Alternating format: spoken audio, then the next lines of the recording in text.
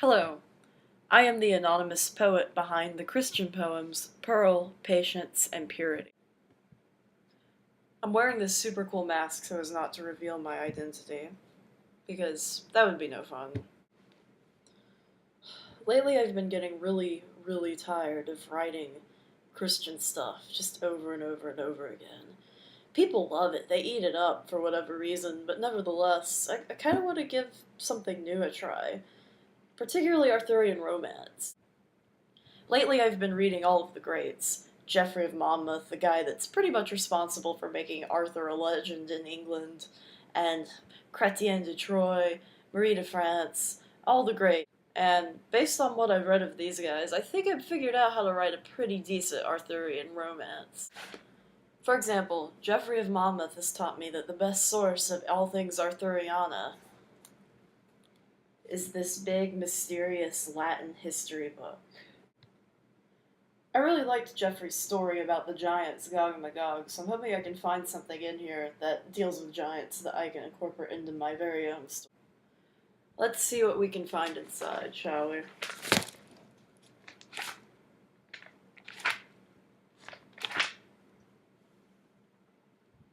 There, I've got it.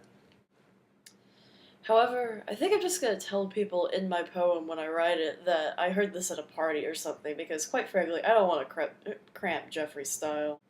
It says here that this story deals with a giant green knight coming into Camelot around Christmas time and offering a challenge in the form of the ever-popular beheading game to Arthur's court. People love violence, so people will love this poem. I've realized while reading 12th century Arthurian romances such as Chrétien de Troyes' Yvain, Knight of the Lion, and some of the work of Marie de France that people freaking love romance and emotions and all of that sappy crap, so I think I'll put my own spin on that for this particular poem. I mean, people love romance, but let's face it, people like sex even better. And since it seems like all good Arthurian romances begin on holy feast days, I mean, we've got Pentecost going on in this particular poem. Which one will I set my poem on? I'm thinking Christmas. I like Christmas. People like Christmas. People will like my poem. Besides, according to this thing, the tale of Gawain and the Green Knight happens at Christmas time, so I hate to take too much from this book, but at the same time, it is history, so whatever. With all of that figured out, I think I might be ready to begin writing. Let's see. I guess it would also be a good idea here at the beginning of the story to take a moment to remind people that England was founded by Brutus, who came from the ancient, very classical, very well looked upon city of Troy. That's right, England's important. Our story begins at Christmas time in Camelot. The whole court was gathered for Arthur's annual Christmas feast. Even Guinevere, everyone's favorite adulteress, was there and complaining about being hungry. But of course, as per the usual, Arthur refused to eat until he had seen a wonder, which of course he gets when, voila! The Green Knight shows up.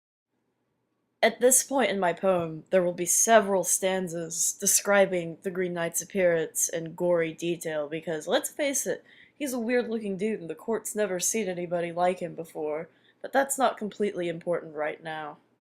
What is important is the challenge that this Green Knight offers to Arthur and his court of so-called beardless children, aka total wimps. The Green Knight challenges a member of Arthur's court to take a strike at the Green Knight with his very own axe. The catch is, whoever accepts the challenge must find the Green Knight in 1 year's time at the Green Chapel and receive a blow with the axe himself. Arthur, being the kind of stupid ruler that he is, of course, is the first to jump up. However, his nephew Gawain steps in and says that he must be the one to take his place and complete the challenge. Gawain takes the axe and chops off the knight's head. However, the knight stands up, picks up his head, and walks away, saying that he will see Gawain in 1 year's time. Afterwards, the feast can finally begin. Everyone's having a great time enjoying the Christmas feast, except for Gawain. He's kind of concerned about the deal he's just made and worries that a year from now he may find himself short one head. A little less than a year later, Gawain takes off across the English countryside to try to find the Green Knight. Along the way, he faces tons of dangerous foes, and in typical knightly fashion, he slays each with more bravery and violence than the last. Christmas Eve rolls around and Gawain finds himself exhausted and ready for the company of anybody but his horse. As he's feeling this, a castle appears out of nowhere. Isn't that a funny coincidence?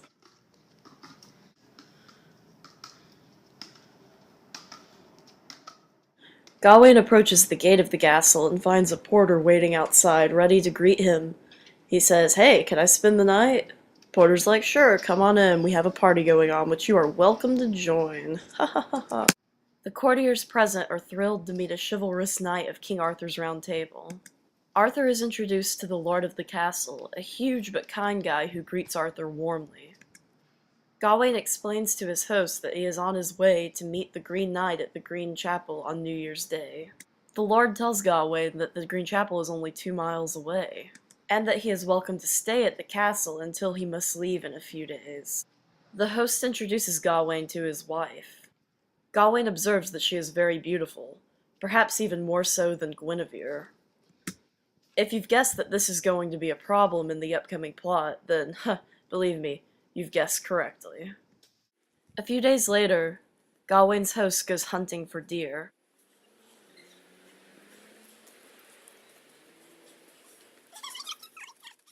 And manages to catch one and brutally eviscerate it.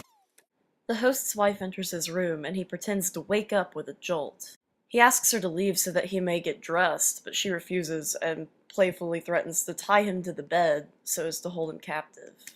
You see, this woman has heard that Gawain has quite the reputation of being a lady-killer knight. She reminds Gawain that they are all alone, and tells him that he is welcome to her body. She refuses to believe that the real Gawain would let a lady leave his chamber without so much as a kiss. So Gawain agrees to give her one kiss.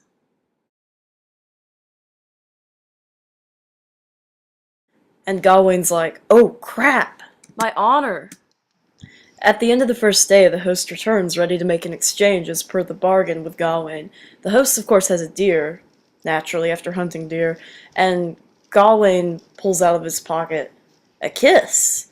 This surprises the host. He says, "Hey buddy, where did you find that?" Gawain, of course, being a man of honor, will not reveal his supplier. On the second day, Gawain's host hunts a wild boar. And because I like patterns, the host's wife returns on the second day as well. She's all like, "I'm gonna ruin his day. Oh yeah."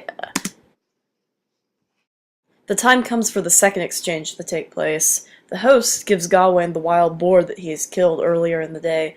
Gawain finds this acceptable, so he presents the host with 2 kisses this time. Wow. The host is like, "What the hell, Gawain? Why?"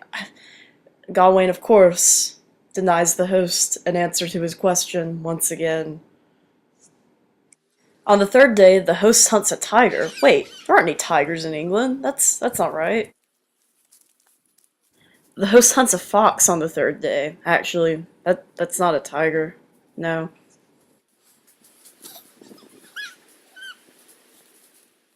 The fox is a clever beast, but it too is taken down by the host and his axe. So, the third day rolls around, and the host's wife once again enters Gawain's bedroom and hopes that third time's a charm, but she's finally going to get lucky with Gawain.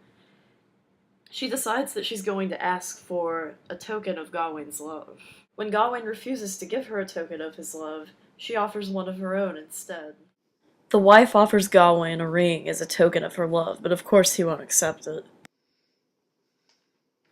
So instead, the wife settles for giving Gawain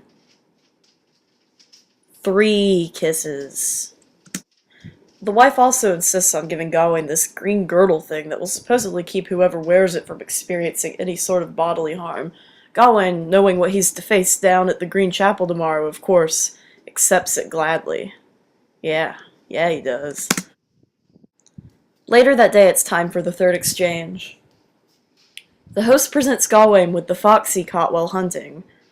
Gawain remembers that the deal is that he will give his host whatever he receives during the day, but he kind of wants to hold on to this green girdle thing. Supposedly it'll keep him safe from whatever bodily harm might befall him at the axe of the Green Knight, so he decides to keep it to himself, despite the deal that he made. Instead, Gawain presents his host with the 3 kisses that he received during the day. Again, the host looks suspicious, wonders where Gawain's getting these kisses, but ultimately doesn't say anything. The following morning, Gawain attends confession, then heads out to make the short journey from his host's castle to the Green Chapel. Eventually, a terrified Gawain arrives at the Green Chapel and notices the Green Knight holding a huge sharpened axe. The Green Knight is happy to see Gawain, and thanks him for being punctual for his date with Destiny. At this point, quaking with fear, Gawain bends down and prepares to receive the blow from the axe. The Green Knight raises his axe, but stops it from hitting Gawain's neck. He accuses Gawain of flinching and taunts him about being a coward. The Green Knight tries again, but still doesn't hit Gawain, though this time he congratulates Gawain on his courage. Now annoyed, Gawain accuses the Green Knight of being all talk and no action. The Green Knight lightly brings his axe down, leaving nothing but a small nick on Gawain's neck. Gawain's first instinct is to fight the Green Knight, but the Green Knight says that there is no need for fighting because the game has been fulfilled. The Green Knight explains that he spared Gawain on the first 2 blows because Gawain upheld his end of the bargain at the castle with the Lord and gave the Lord everything that he won while hunting in the castle during the day. The 3rd blow was to punish Gawain for not giving his host the green girdle as agreed upon, and therefore not being a very chivalrous knight. Because as it turns out, the Green Knight was actually the host at the castle. All of this was arranged by Morgan Le Fay, a standard antagonist in Arthurian literature. Gawain shamefully returns to Camelot with his tail between his legs. After being gone for quite a long time, Gawain finally returns to Camelot. He explains to the court how he survived the heading game, leaving the Green Chapel with nothing but a little mark on his neck, thanks to the help of the magical green girdle. Gawain is ashamed of having survived thanks to a broken promise to the Lord. Gawain explains that he plans to wear the girdle for the rest of his days as a mark of his shame. His fellow knights comfort him and assure them that they will all take to wearing green girdles on their shoulders as a sign of solidarity for Gawain's psychological burden. And I guess, just because it's important for things to come full circle, I'll take this opportunity here at the end to once again remind people that England is a great nation descended directly from Troy. There. Done. I think it's a pretty good first draft. I'll have to go back and polish it up a little bit more, and maybe add some more stuff to confuse future generations that are trying to read my work, particularly numerology. I really like numerology, and it's pretty easy to add in, but for whatever reason, just people really freak out about it. 5-pointed star, 3 days of hunting, 3 bedroom scenes. I wonder what it could mean. Well, I mean, besides from the fact that 3 is the perfect number, obviously, Holy Trinity, duh. It's fun stuff, and I hope future generations have fun analyzing it.